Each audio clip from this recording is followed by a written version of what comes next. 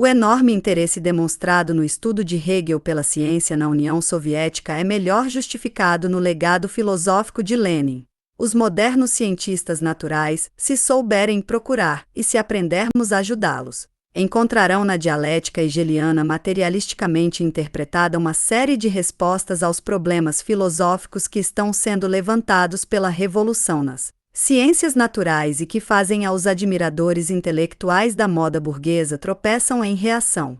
Se o materialismo deseja ser materialismo militante, deve estabelecer-se tal tarefa e trabalhar sistematicamente para resolvê-lo, caso contrário.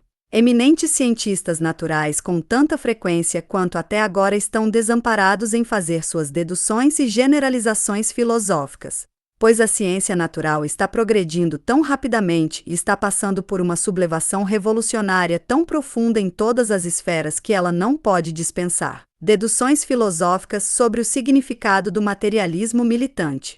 A ciência e a matemática na União Soviética estão ininterruptamente empenhadas em fortalecer e ampliar suas bases filosóficas com a ajuda do estudo da dialética de Hegel do ponto de vista materialista, a fim de continuar sua luta contra a pressão das ideias burguesas e contra a tentativa de restauração da visão burguesa do mundo com tanto sucesso e agressividade como tem sido, até agora. O que está sob consideração para os propósitos da matemática das várias obras e da correspondência Marx-Engels, e particularmente Anti-Dühring e a Dialética da Natureza e as obras filosóficas de Lenin, são também manuscritos inéditos de Marx, dos quais o Instituto Marx-Engels, em Moscou, possui 865 folhas de quarto escritas em fotocópia. Parte deste trabalho, principalmente sobre a natureza da diferenciação e o teorema de Taylor, já foi decifrado. Como a dialética materialista avalia o papel da filosofia hegeliana, a mistificação que a dialética sofre nas mãos de Hegel não o impede de ser o primeiro a apresentar sua forma geral de trabalhar de maneira abrangente e consciente. Com ele está em sua cabeça. É preciso virar o lado direito novamente para descobrir o núcleo racional dentro da concha mística. Marx, pós-fácil para a segunda edição do Capital. Ele, portanto, naturalmente, também considerou a filosofia da matemática de Hegel do ponto de vista de uma crítica que distingue, que sou positivo do material e sua tradução e transformação fiéis da casca negativa do ideal mesticamente distorcido. Assim, vemos o positivo e o negativo entrelaçados na filosofia da matemática de Hegel e nos colocamos à tarefa de libertar o núcleo materialista da casca idealista. A atitude dos fundadores do marxismo para as concepções matemáticas de Hegel pode ser vista da seguinte citação de Engels: "Eu não posso deixar passar um comentário sobre o velho Hegel, que eles dizem não ter uma profunda educação científica matemática." Hegel sabia muito sobre matemática que nenhum de seus alunos estava em posição de publicar os numerosos manuscritos matemáticos entre seus trabalhos.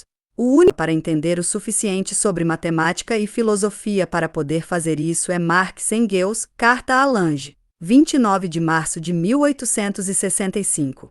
Nós, materialistas dialéticos, vemos o mérito da filosofia hegeliana no campo da matemática no fato de que Hegel foi o primeiro a adivinhar brilhantemente a gênese objetiva da quantidade como resultado da dialética da qualidade. Determinou corretamente o assunto da matemática e, correspondentemente, também seu papel no sistema de ciências e deu uma definição essencialmente materialista de matemática que esmaga a estrutura da perspectiva burguesa do mundo com seu fetichismo quantitativo característico, Kant e pan-matemático. Reconheceu que o campo do cálculo diferencial e integral não é mais um campo meramente quantitativo, mas que já contém momentos e traços qualitativos característicos do conceito concreto, unidade de momentos internamente contraditórios e que, consequentemente, qualquer tentativa de reduzir o cálculo infinitesimal à matemática elementar para aniquilar o salto qualitativo entre os dois deve, desde o início, ser considerada como malfadada. A matemática, a partir de seus próprios recursos, sem a assistência do pensamento filosófico teórico, não está em posição de justificar os métodos que ela própria já usa. A origem do cálculo diferencial foi determinada, não pelas exigências do autodesenvolvimento da matemática, mas sua fonte e fundação são encontradas nas exigências da prática, núcleo materialistal. O método do cálculo diferencial representa um análogo de certos processos naturais e, portanto, não pode ser compreendido por si mesmo, mas apenas fora da essência do campo em que esse método encontra sua aplicação. As fraquezas, erros e erros da visão de Hegel da matemática, que seguem com necessidade de ferro de seu sistema idealista, repousam, do ponto de vista materialista dialético, sobre o fato de que Hegel acredita que o método do cálculo diferencial como um todo é um método estranho à matemática, de modo que, dentro da matemática, nenhuma transição pode ser criada entre a matemática elementar e a matemática superior. Consequentemente, contudo, os conceitos e métodos destes últimos só podem ser introduzidos na matemática de uma maneira externa e arbitrária, através da reflexão externa, e não surgem através do desenvolvimento dialético como uma unidade da identidade e diferença do novo e do velho. Ele pensa que tal transição só é concebível fora da matemática em seu sistema filosófico, enquanto em geral ele é forçado a carregar a verdadeira dialética do desenvolvimento da matemática para o seu sistema filosófico. Muitas vezes ele faz isso de uma maneira distorcida e mistificadora, e ao fazê-lo substitui as relações reais ainda desconhecidas por relações ideais e fantásticas. Assim, cria uma solução aparente onde ele deveria ter colocado um problema não resolvido e se submeter à tarefa de provar e defender isso na matemática de sua época, que muitas vezes era simplesmente errada.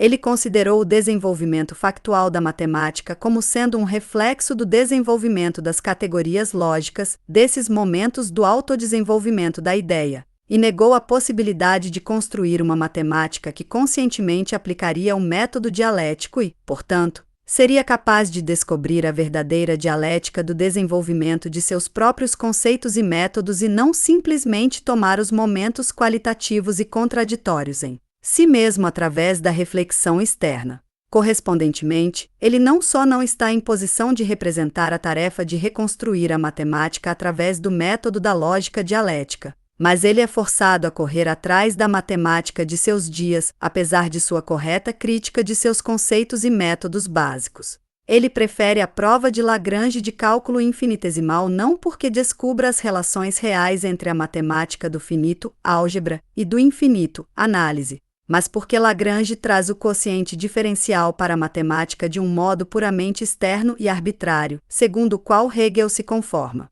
A interpretação superficial habitual de Lagrange. Ele nega a possibilidade de uma matemática dialética e, em seus esforços para diminuir o significado da matemática excessivamente, mais do que merece, ele nega totalmente os momentos qualitativos, dialéticos, na matemática elementar, aritmética. No entanto, como sua presença era óbvia para um dialético como Hegel, enquanto ele os expulsava em um ponto, no capítulo sobre quantidade, ele tinha que criá-los em outro, medida. O mérito de Hegel em reconhecer corretamente o assunto da matemática merece estar em alta em nossa estimativa, particularmente tendo em vista o fato de que mesmo hoje esta questão causa as maiores dificuldades nas mais variadas tendências filosóficas idealistas e ecléticas porque elas refletem a realidade material em uma distorção caminho. Assim, os intuicionistas, o Weil, o Brouwer, seguindo Kant, consideram que a intuição pura a priori forma o assunto da matemática, enquanto os logicistas, que desde Leibniz levam a matemática a fazer parte da lógica, veem nos axiomas e teoremas as leis de razão. Os formalistas, como Hilbert, negam a existência de um assunto específico de matemática, mantendo o último como uma mera coleção de regras que nos permitem formar várias combinações e transformações. Os empiristas mecanicistas que classificam a matemática como parte da física negam sua natureza específica, pensam que seu assunto é o espaço físico e o tempo físico. Outros, como Mach, buscam seu assunto em psicologia, etc. No entanto, todas essas definições levam a dificuldades que nenhum desses sistemas filosóficos é capaz de superar. Como sabemos, os neocantianos, Bieberbach, Nelson, tiveram que enfrentar não poucas dificuldades para conciliar a contemplação pura a priori com a geometria não euclidiana. Os logicistas, Russell, Frege, foram forçados a tomar a visão de que a matemática era gramática sem sujeito, objeto, verbo e predicado, uma gramática da qual ou se, etc., a fim de transformá-la assim em uma gigantesca tautologia incapaz de fornecer qualquer novo conhecimento do assunto. Os empiristas mecanicistas foram incapazes de classificar a geometria multidimensional em seu sistema e foram confrontados com a escolha de reconhecer uma geometria matematicamente possível, mas excluindo o resto da matemática. Os formalistas, que transformaram a matemática em uma espécie de jogo de xadrez com símbolos vazios, não estão em condições de explicar seu papel na tecnologia, na ciência e na estatística. Os convencionalistas, Henri Poincaré, que sustentam que os conceitos matemáticos e operações são convenções meramente convenientes, mentalmente econômicas, evitando assim a questão colocada e são incapazes de fazer qualquer afirmação sobre o desenvolvimento desses conceitos. Assim, nenhuma dessas escolas filosóficas, que compreendem apenas um lado da realidade, está em condições de compreender a ligação entre matemática e prática e suas leis de desenvolvimento. Hegel, por si só, deu à matemática uma definição tal como apreendeu a essência do assunto, uma definição que, independentemente das opiniões de Hegel, é na verdade profundamente materialista. De acordo com Hegel, a matemática é a ciência da quantidade, isto é, da determinação de objetos que não os descrevem como tal, no que os torna especificamente diferentes de outros objetos e de si mesmos em outro estágio de seu desenvolvimento, mas apenas do lado que é externo e indiferente à mudança. A matemática pura lida com as formas espaciais e as relações de quantidade do mundo real, isto é, com o material que é realmente muito real. O fato de esse material aparecer de uma forma extremamente abstrata só pode superficialmente esconder sua origem do mundo externo. Mas, para tornar possível investigar essas formas e relações em seu estado puro, é necessário separá-las inteiramente de seu conteúdo, para deixar o conteúdo de lado como irrelevante. Engels, Anti-Dühring, 1878, pp. 51-52. Essa conexão entre a matemática e a realidade material reproduz a interpretação materialista da definição de Hegel do assunto da matemática. As relações espaciais do nosso espaço físico correspondem às exigências dessa definição, e as formas espaciais realmente são, segundo Hegel, o assunto da matemática. Mesmo que não a esgotem, já que qualquer relação que ofereça a possibilidade de várias interpretações podem se tornar o assunto da matemática. Assim, por exemplo, os vórtices tratados pela análise vetorial podem pertencer tanto a um fluido quanto à eletrodinâmica, o que não significa, no entanto, que esses vórtices matemáticos sejam um produto da ideia, mas que em si mesmos refletem relações quantitativas reais, ou seja, a realidade material. Assim, a definição de Hegel capta a essência real da matemática, fornece a possibilidade de compreender sua ligação com a realidade material e mostra simultaneamente os limites da matemática,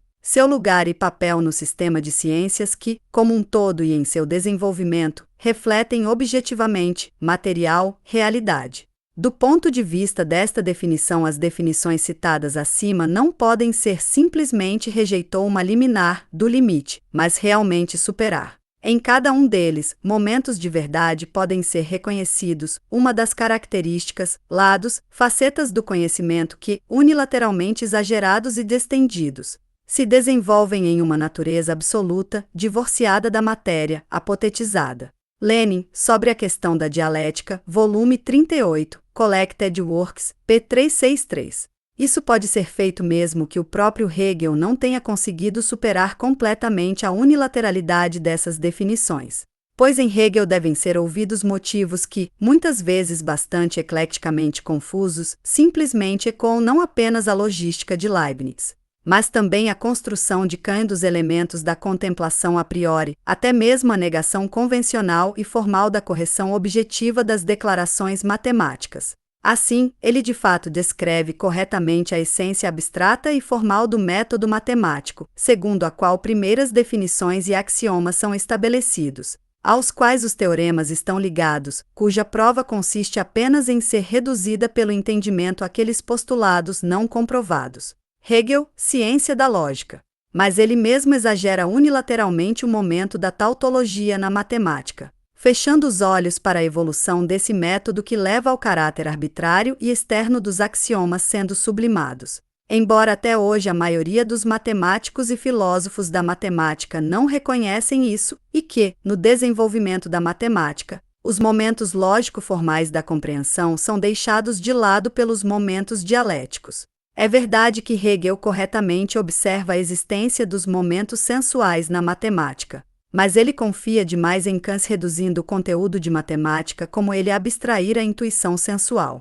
Pois ele concorda com Kant que a matemática não tem a ver com conceitos, mas com determinações abstratas de intuições sensoriais, em que particularmente geometria tem a ver com a intuição sensual ou abstrata do espaço, que é verdadeira na medida em que o momento sensual é particularmente pronunciado precisamente na geometria, mas que não deve ser feito absoluto nem em relação à geometria. Além disso, o próprio Hegel prossegue admitindo que mesmo essa ciência, que lida apenas com essas percepções abstratas e sensoriais, no entanto, colide em seu caminho, o mais notável, no final, com incomensurabilidades e irracionalidades, onde, se quiser prosseguir na determinação, é levado além do princípio da compreensão.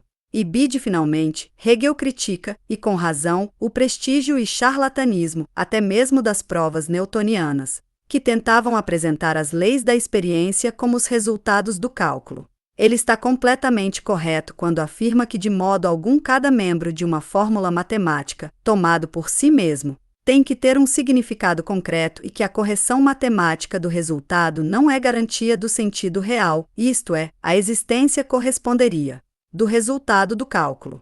Mas, ao mesmo tempo, o que isso significa em Hegel é que, em proposições matemáticas em geral, ele nega a correção como tal em si mesmo, que considera a matemática, assim como os formalistas de hoje, apenas do aspecto de sua consistência lógica interna e não de sua verdade objetiva, ou seja, apenas como um cálculo. Sendo a ciência da determinação abstrata da quantidade, a matemática só pode retratar um lado da realidade. Entre ele e a física já existe uma diferença essencial, um nó, uma transição para a nova qualidade.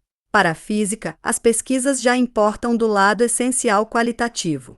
Suas moléculas, átomos e elétrons não são mais relações indiferentes nas quais coisas mutuamente diferentes podem emergir sem mudar sua qualidade, mas precisamente moléculas, átomos e elétrons na totalidade de sua particularidade, a maneira específica como elas surgem e se desenvolvem. Portanto, a física não pode ser reduzida à matemática, o papel da matemática na ciência é limitado.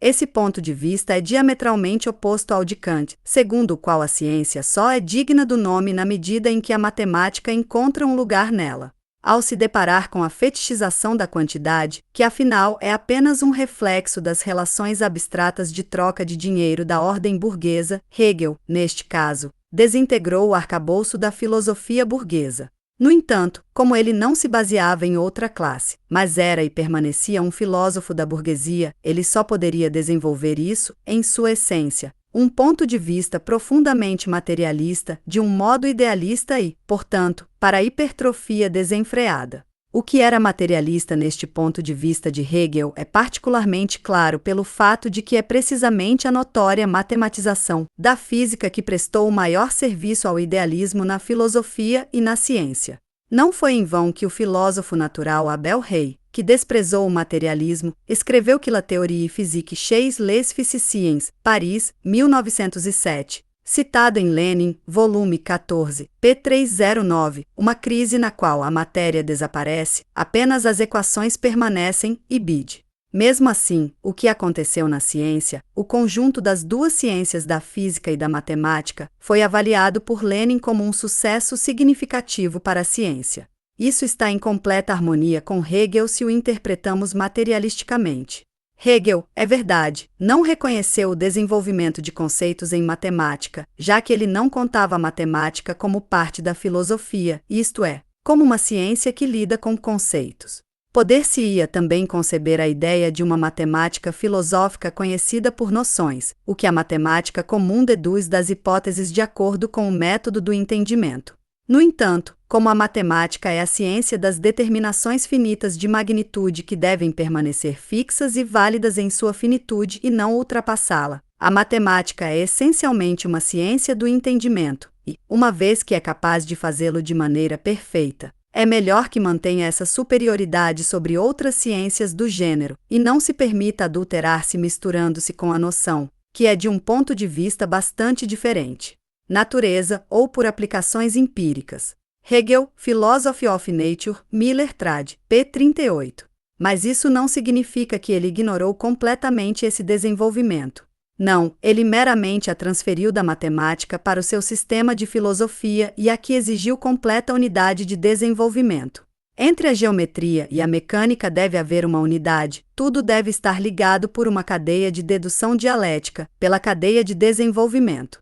Mesmo o fato de que nosso espaço tem precisamente 3 dimensões deve encontrar sua explicação na unidade do desenvolvimento. Mas isso não pode ser alcançado apenas com os meios da matemática, mas, como disse Hegel, com os meios da filosofia, como o materialismo dialético mantém com os meios de física. Entre física e matemática há uma unidade de desenvolvimento e não de redução, uma unidade de identidade e diferença. Pois não apenas a ciência, mas a outra também representa, como afirmamos, realidade real, isto é, material em diferentes níveis de complexidade e desenvolvimento. A geometria do espaço físico e da mecânica são 2 desses campos, um em pé diretamente acima do outro.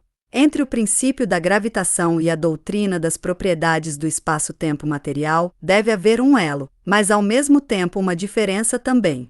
Para descobrir esse elo devemos nos aprofundar, fisicá-lo, se for possível usar a expressão. Einstein não poderia ter desenvolvido sua teoria da relatividade se a geometria não tivesse progredido na direção apropriada em que se enchia de conteúdo físico. A geometria diferencial de Riemann supera, usando este termo no sentido de Hegel, a geometria euclidiana ao permitir a última validade apenas como um momento, subordinando e incorporando a geometria do espaço imutável rígido na curvatura constante da geometria de um mutável. O espaço fluido, que só permanece euclidiano em suas infinitas partes pequenas, de um espaço em que, ou a realidade na qual o espaço se baseia forma uma multiplicidade discreta ou a base da medida relações devem ser procuradas fora em forças que operam sobre elas para formar eles, Ibid, p. 284, onde, portanto, os corpos não são mais indiferentes em suas distâncias mútuas, uma vez que a extensão do caminho percorrido depende da história. Não é a física que é submersa e subsumida em matemática, mas a matemática que está se desenvolvendo e se aproximando da física, tomando em si mesma momentos de medida cada vez mais qualitativos. Este desenvolvimento está, portanto, procedendo completamente no sentido do método dialético materialisticamente interpretado por Hegel, mesmo que ele contradiga completamente seu sistema, que não poderia tolerar a dialética na matemática sem conceito. Assim, os sucessos da teoria da relatividade física não estão mais ligados ao sistema idealista de Hegel do que à filosofia relativista. Eles surgiram graças à dialética espontânea do pesquisador científico, que involuntariamente reflete a verdadeira dialética da teoria da relatividade. Natureza. Mas as falhas que a teoria física da relatividade de Einstein está sofrendo no momento em seus esforços para criar uma imagem do mundo que reflete adequadamente a realidade e ao mesmo tempo faz justiça às relações quânticas, são baseadas na incapacidade de compreender essa realidade como um todo, unidade de continuidade e discreta, no desejo obstinado de preservá-la como o contínuo absoluto do pensamento ideal. Ao remover a dialética da natureza, da ciência e transferi-la para seu sistema filosófico colocado acima da natureza, Hegel age como um verdadeiro idealista.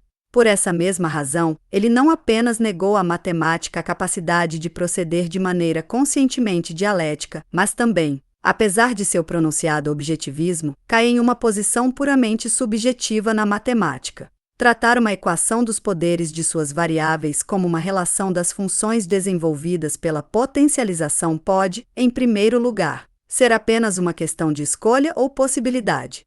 A utilidade de tal transformação deve ser indicada por alguma outra finalidade ou uso, e a única razão para a transformação foi sua utilidade. Hegel, Science of Logic, Miller trad. p. 281.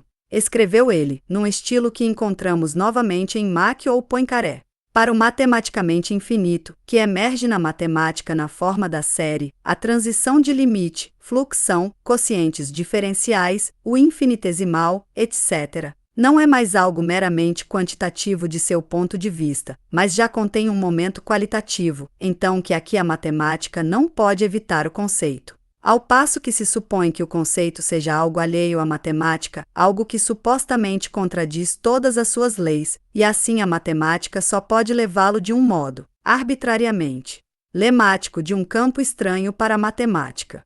Hegel afirma corretamente que a matemática elementar nunca teria dado origem à análise por si mesma, que foi levada a fazê-lo pelas exigências da aplicação, isto é, da prática, da técnica e da ciência. Quando Hegel escreve: a aparência de arbitrariedade apresentada pelo cálculo diferencial em suas aplicações seria esclarecida simplesmente pela consciência da natureza das esferas nas quais sua aplicação é permissível e da necessidade peculiar e condição desta aplicação, ibid. P. 284. Este núcleo materialista está no mesmo sentido que a afirmação de Engels sobre as analogias materiais do infinito matemático.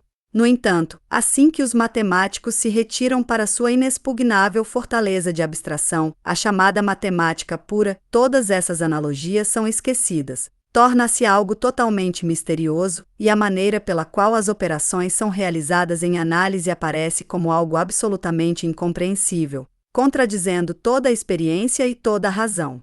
Engels, Dialética da Natureza, p. 271. Mas, como resultado do piscar de olhos idealista de Hegel, ele não percebe e, em seu tempo, foi difícil perceber como, por essa influência, todas as operações e conceitos da matemática entraram em ação e todo o edifício matemático se renovou a partir do zero. Ele observa corretamente o fracasso das tentativas de assimilar os novos conceitos por meio de ideias antigas. Mas como um filósofo burguês que apenas pretende explicar o mundo e não modificá-lo, ele não se apresenta como tarefa de transformar a matemática. Dialeticamente. Até o final do século passado, até 1830, os cientistas naturais conseguiam lidar muito bem com a velha metafísica, porque a ciência real não ia além da mecânica, terrestre e cósmica. No entanto, a confusão já havia sido introduzida pela matemática superior, que considera a verdade eterna da matemática inferior como um ponto de vista superado. Ibid. P. 203. Então Engels afirma, até agora concordando com Hegel. Mas a partir daqui a diferença começa, porque Engels continua. Aqui as categorias fixas se dissolviam, a matemática chegará a um terreno em que até mesmo relações tão simples como a quantidade abstrata, o infinito ruim assumiam uma forma completamente dialética e forçavam a matemática, contra sua vontade e sem conhecê-la, a tornar-se dialética. Ibid. Segundo Hegel, esses momentos dialéticos, estranhos à matemática elementar das magnitudes constantes, não podem ser adotados pela matemática. Todas as tentativas da matemática para assimilá-las são em vão, já que a matemática não é uma ciência de conceito. Portanto, naturalmente, nenhum desenvolvimento dialético, nenhum movimento de seus conceitos e operações em seu próprio terreno é possível, e a única possibilidade que permanece aberto a ela é concordar arbitrariamente com uma convenção, segundo Lagrange, para designar derivados de determinada função primária como os coeficientes de um membro particular do desenvolvimento da série de Taylor dessa função. Na melhor das hipóteses, o que pode ser mostrado é a conveniência e adequação de precisamente isso e nenhuma outra convenção. O grande dialético critica corretamente todas as tentativas realizadas em sua época para provar a análise. Mas ao fazer isso ele não tira a conclusão esperada de que essas tentativas falharam porque não desenvolveram análises dialeticamente, mas tentaram reduzi-las à matemática elementar. Ele conclui, antes, que isso é impossível no campo da matemática, e que isso só é possível no interior da filosofia e em seu sistema de categorias que se desenvolvem uma em relação à outra. Ao conduzir dessa maneira o desenvolvimento dialético a partir da matemática e transferi-lo para seu sistema de categorias puras da lógica, ele frequentemente o submete a mistificações bastante abstrusas, sofisticadas e fantásticas. Como exemplo disso, basta ler como a quantidade intensiva, depois de se unir com o seu oposto, quantidade extensa, passa para um processo infinito e mais do que isso. As transições artificiais, místicas e mistificadoras de Hegel confirmam também neste campo que a dialética idealista, que visa desenvolver conceitos a partir de si, não reflete relações reais e transições, o movimento e desenvolvimento da realidade material torna-se infrutífera por seu momento idealista, que não pode haver dialética científica além da dialética materialista. No entanto, aniquilando a dialética interna do conceito na matemática, Hegel se priva da oportunidade de revolucionar a matemática, pelo menos no interior de seu sistema filosófico, e é forçado a se transferir passivamente e provar, em vez de trabalhar e transformar ativamente. E, no melhor dos casos, propor uma mudança de nome, como por exemplo função de desenvolvimento em vez de derivada.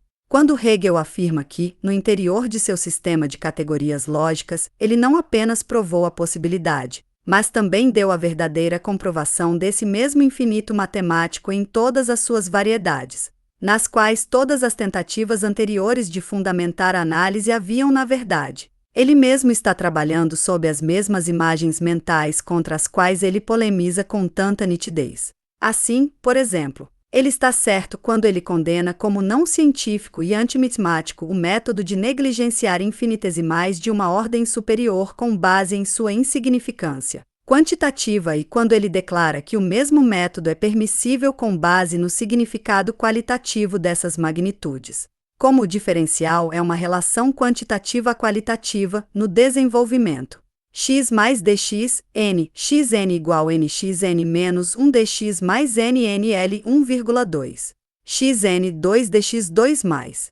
A forma de somas aparece como algo externo e não essencial, do qual, portanto, a abstração deve ser feita. Como o que está envolvido não é uma soma, mas uma relação, o diferencial é dado completamente pelo primeiro termo, escreve ele, obra Cit. P. 265, e assim se resgata com as mesmas esquivas e buracos que ele acusa completamente os criadores do cálculo infinitesimal, que na verdade ele segue, com grande esforço para deixar entrar pela janela o que ele acabou de lançar pela porta.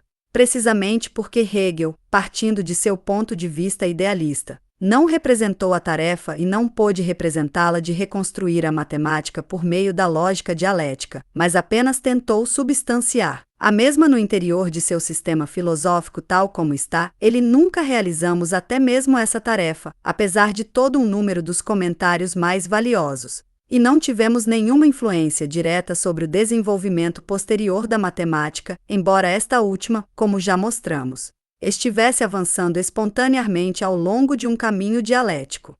O que é muito mais responsável pelo fato de a dialética de Hegel não ter influenciado o desenvolvimento da ciência e da matemática é a estreiteza burguesa que o tratava como um cachorro morto. Isso levou à situação em que tudo o que permaneceu vivo nas obras de Hegel é o que Marx e Engels, como os ideólogos do proletariado, deixaram de pé de seus ensinamentos e colocaram a serviço da revolução proletária. Superando a dialética idealista de maneira materialista, Marx, Engels e Lenin foram habilitados, em contraste com Hegel, a nos legar afirmações teóricas verdadeiramente científicas, isto é, apropriadas à realidade material, a praticar também no campo da matemática, que nos servem como diretrizes para pesquisa, previsão científica e criação. Os pontos nodais aqui são formados pela concepção marxista-leninista das fontes e poderes do desenvolvimento da matemática, de sua essência, a interconexão e significância de suas partes, do que é dialético na própria matemática e do papel que a matemática tem que desempenhar em relação a outras ciências. Mas não é de modo algum verdade que, em matemática pura, a mente lide apenas com suas próprias criações e imaginações. Os conceitos de número e figura não foram derivados de nenhuma outra fonte além do mundo da realidade. Os 10 dedos em que os homens aprenderam a contar, isto é, a realizar a primeira operação aritmética, são tudo menos uma criação livre da mente. A contagem exige não apenas objetos que podem ser contados, mas também a capacidade de excluir quaisquer propriedades dos objetos considerados, exceto seu número. E essa capacidade é o produto de uma longa evolução histórica baseada na experiência. Como a ideia de número, a ideia de figura é emprestada exclusivamente do mundo externo e não surge na mente do pensamento puro. Deve ter havido coisas que tinham forma e cujas formas eram comparadas antes que alguém pudesse chegar à ideia de figura. Como todas as outras ciências, a matemática surgiu das necessidades dos homens, da medição da terra e do conteúdo dos navios, da computação do tempo e da mecânica. Mas, como em todos os departamentos de pensamento, num certo estágio de desenvolvimento as leis, abstraídas do mundo real, se divorciaram do mundo real e se contrapõem a ele como algo independente, como as leis vindas de fora, que o mundo tem que se conformar. Foi assim que as coisas aconteceram na sociedade e no Estado, e desta forma, e não de outra forma, a matemática pura foi subsequentemente aplicada ao mundo, anti-Dühring. pp. 51-52. E mais adiante. O mistério que até hoje envolve as magnitudes empregadas no cálculo infinitesimal, os diferenciais e infinitos de vários gr.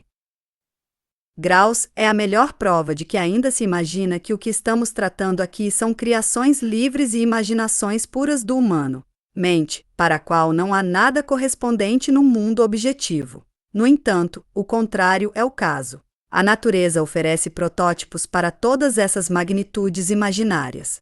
Engels, anti-Dühring, p. 436.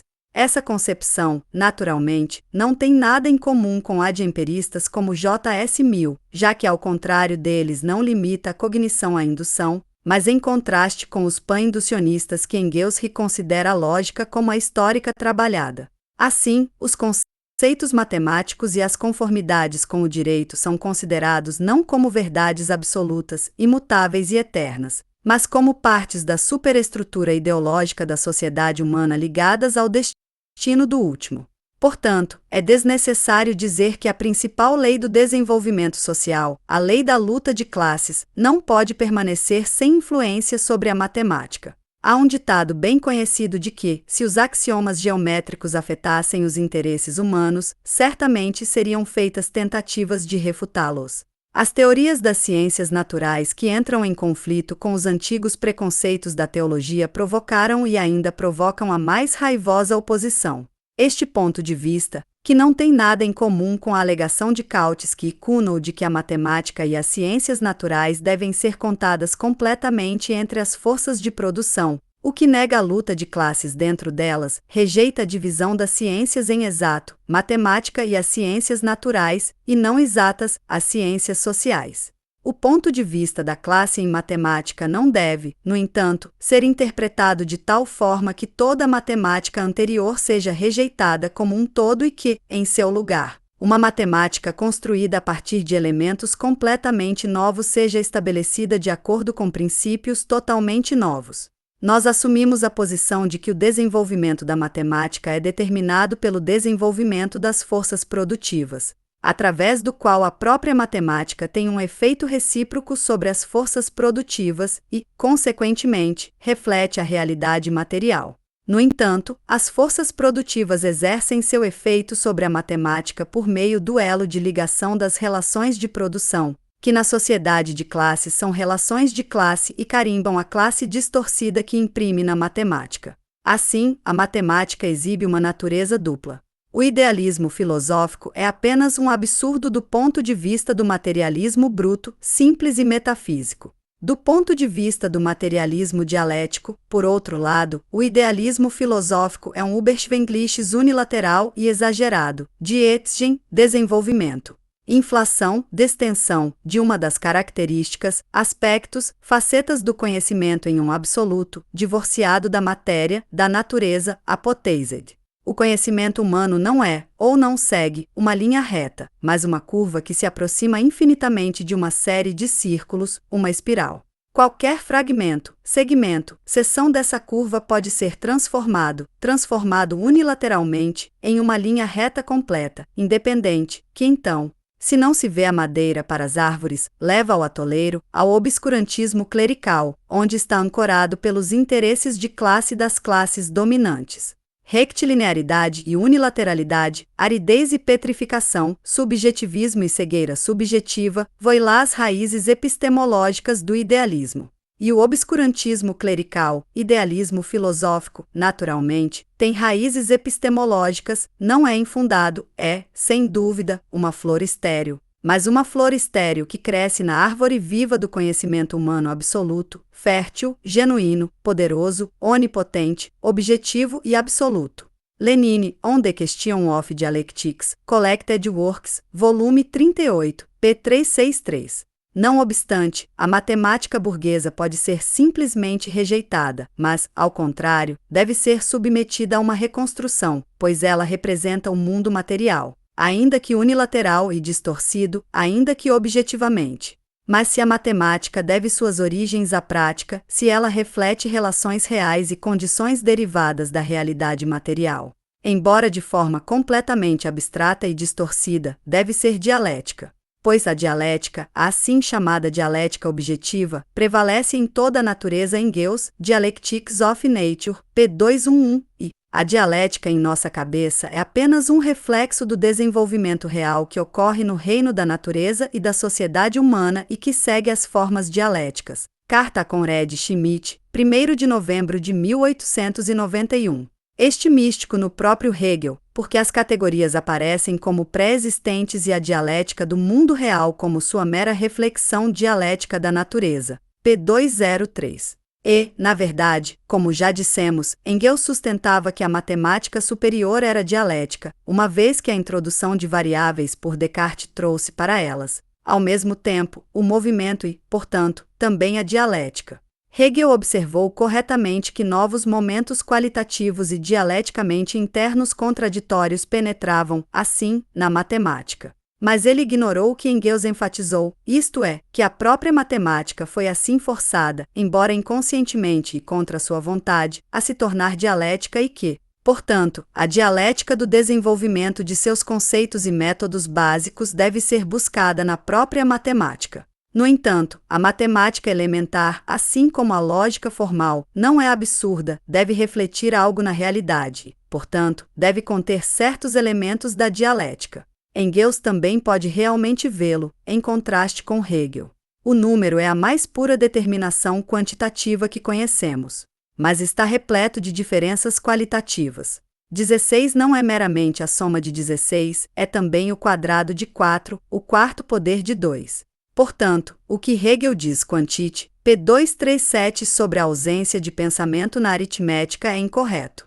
Ibid, pp. 258-259. Mesmo na álgebra elementar e na aritmética, ele vê uma transformação de uma forma no oposto, que é sem futilidades ociosas, mas uma das alavancas mais poderosas da ciência matemática, sem a qual hoje dificilmente qualquer um dos cálculos mais difíceis é realizado. Ibidem, p. 258.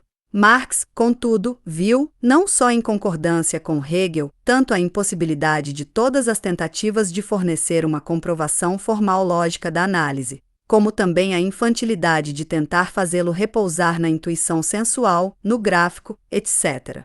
Lutou pela dialética da matemática, particularmente da análise, mas mais do que isso, ele empreendeu uma tentativa independente de construir uma fundação dialética baseada na unidade do histórico e do lógico.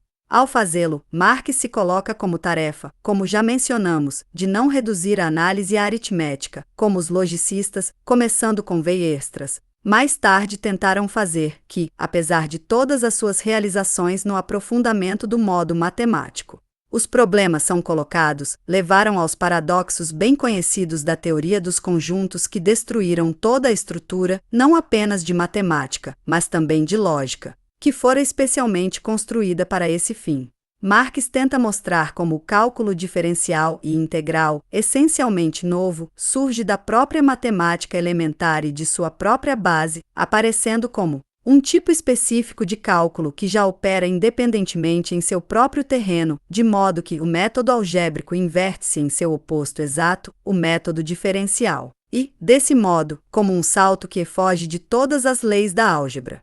Este salto de um tipo específico de cálculo que já opera independentemente em seu próprio terreno, de modo que o método algébrico, portanto, se inverte em seu exato oposto, o método diferencial, e, desse modo, como um salto que vai de encontro a todas as leis da álgebra. Este salto de um tipo específico de cálculo que já opera independentemente em seu próprio terreno, de modo que o método algébrico, portanto, se inverte em seu exato oposto, o método diferencial, e, desse modo, como um salto que vai de encontro a todas as leis da álgebra. Este salto é a álgebra ordinária, e além disso por meio da álgebra ordinária, na álgebra de variáveis, está prima facie em contradição com todas as leis da álgebra convencional. Assim como Hegel, Marx está mais próximo de Lagrange em sua prova de análise. Mas sua concepção de Lagrange é fundamentalmente diferente da concepção de Hegel. Hegel concebe Lagrange, como já vimos, de acordo com a habitual interpretação superficial, de modo que Lagrange aparece como um típico formalista e convencionalista introduzindo os conceitos fundamentais de análise em matemática de uma maneira puramente externa e arbitrária. O que Marx admira nele, pelo contrário, é exatamente o oposto. O fato de que Lagrange descobre a conexão entre análise e álgebra e que ele mostra como a análise cresce a partir da álgebra. As conexões reais, e portanto, as mais simples entre o novo e o antigo, escreve Marx, são sempre descobertas assim que o novo assume uma forma arredondada. E pode-se dizer que o cálculo diferencial obteve essa relação através dos teoremas de Taylor e Maclaurin. Assim, Lagrange foi o primeiro a reduzir o cálculo diferencial a uma base estritamente algébrica. Mas, ao mesmo tempo, Lagrange é criticado por Marx por negligenciar o caráter dialético desse desenvolvimento e ficar muito tempo no terreno da álgebra e menosprezar a conformidade com o direito e o método de análise em si. Por essa razão, ele só pode ser usado como ponto de partida a esse respeito. Assim, Marx, o verdadeiro dialético, luta aqui também em duas frentes contra não só a redução puramente analítica do novo para o velho, tão característica da metodologia mecânica do século XVIII, mas também contra a introdução puramente sintética do século XVIII. Novo do lado de fora, que é tão típico dos intuicionistas de hoje, que apresenta o princípio da indução matemática completa como o que é novo, vindo de fora da intuição e, assim, oblitera a transição entre a lógica e a matemática. Aqui também Marx luta pela unidade dialética, pela unidade de análise e síntese. A partir da concepção materialista dialética da matemática como uma representação, embora extremamente abstrata, das leis do movimento da realidade material, segue-se que o materialismo dialético tem uma estimativa muito mais elevada do papel da matemática do que Hegel. Engels enfatiza particularmente que um conhecimento de matemática e ciências naturais é necessário para uma concepção de natureza que é dialética e ao mesmo tempo materialista anti-Dühring, embora ele não negligencie as dificuldades de aplicá-la aos vários ramos da ciência. Conhecimento e, particularmente, enfatiza que o cálculo diferencial pela primeira vez torna possível para a ciência natural representar matematicamente processos e não apenas estados. Dialética da natureza. As crescentes dificuldades oferecidas à matemática de formas complicadas de movimento, acumulando-se numa série ascendente em saltos da mecânica para a física, da física para a química, daí para a biologia e daí para as ciências sociais, não fazem, na concepção materialista dialética, bloqueiam inteiramente o seu caminho, mas permitem a perspectiva de determinar matematicamente as principais leis da crise econômica capitalista a Marx, Carta a Engels, 31 de maio de 1873. O materialismo dialético considera a dialética dos conceitos apenas como o reflexo consciente do movimento dialético do mundo real, e mantém essa interconexão como válida, a determinação do ideal pelo material, da teoria pela prática como o líder na análise final. Segue-se, portanto, que o ponto de vista do materialismo dialético sobre o desenvolvimento posterior da ciência em geral e também da matemática é o oposto direto do ponto de vista de Hegel. Enquanto Hegel apenas tenta substanciar o que já existe, trata-se aqui de uma transformação, da mudança consciente, da reconstrução da ciência com base na prática. Esta atitude, que distingue nitidamente o marxismo-leninismo da filosofia de Hegel e todas as outras perspectivas de mundo idealistas e ecléticas. A ciência atual, a ciência natural e a matemática dos países capitalistas é, assim como todo o sistema econômico e sociopolítico capitalista, abalada por uma crise sem paralelo tanto em sua extensão quanto em sua profundidade. A crise da ciência, que por si só serve como o melhor testemunho contra a crença difundida, mas completamente infundada, de que as ciências naturais, como a filosofia, são supostamente independentes da política, abala-se sobretudo nas raízes metodológicas. O pânico e a falta de perspectiva que agarram as mentes da classe dominante no campo social refletem-se na ciência, na fuga da maioria de volta ao misticismo, enquanto uma parte dos ideólogos burgueses que se elevaram ao nível de compreendendo teoricamente o movimento histórico como um todo, vai para o proletariado manifesto comunista, esforça-se por compreender as suas perspectivas e metodologias mundiais, o materialismo dialético e impor-lhe ciência, e sente-se naturalmente atraído pela ciência da vitoriosa revolução proletária. A atual crise da ciência está, no entanto, destruindo não apenas a justificação filosófica da ciência, mas o esqueleto da própria ciência. Não apenas a priva de meios materiais e força de trabalho, mas leva sua temática ao beco sem saída da perspectiva, trazendo cada vez mais o perigo de que o aparato da própria teoria científica seja embotado e se mostre incapaz de resolver os problemas da prática. Assim Bertrous P. Bertrous, L. Ideal scientifique des mathématiciens, 1920, por exemplo, mostra as formas em que o matemático escolhe seus temas hoje em dia, e chega à conclusão desconsolada de que a esmagadora maioria dos novos trabalhos matemáticos consiste em pequenas melhorias e ampliações e analogias de trabalhos antigos, que o método matemático pesquisas de que até mesmo Leibniz reclamou, que levam a uma enxurrada de ensaios e a desgosto com a ciência, ganharam e estão ganhando terreno, mas que nenhum outro caminho pode ser recomendado aos matemáticos, mas que eles deveriam continuar a confiar nos tendências gerais da ciência de sua idade. A origem está na separação, em princípio, da teoria, da prática peculiar à filosofia idealista, no estigma do sem-plano suportado por todo o sistema capitalista como um todo.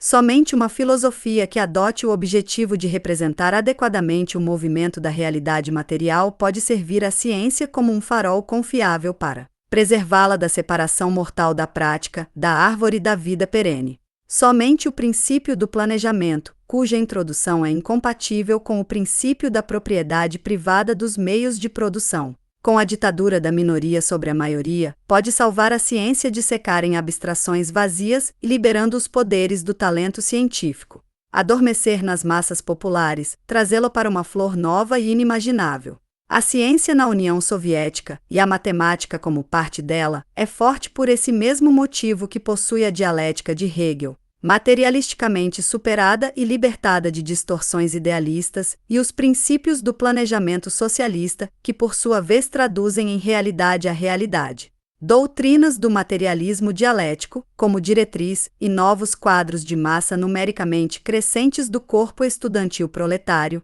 trazendo novos poderes científicos a partir de si mesmos, como portadores. A execução do plano quinquenal, a eletrificação da União Soviética, a construção de novas ferrovias, a implantação de gigantescas obras metalúrgicas, de minas de carvão, etc., a industrialização da agricultura coletiva, a construção de cidades socialistas, a politécnica das escolas e a liquidação do analfabetismo elementar e técnico. Assim, a filosofia de Hegel é materializada em ambos os significados da palavra na União Soviética. Quanto ao seu conteúdo e como um ato de confusão através da ditadura do proletariado. Como tal, no entanto, é a garantia de que o que é imortal, mesmo nos pensamentos matemáticos de Hegel, da propriedade privada de uma casta privilegiada de acadêmicos, protegida por um véu místico, se tornará propriedade comum de milhões de trabalhadores.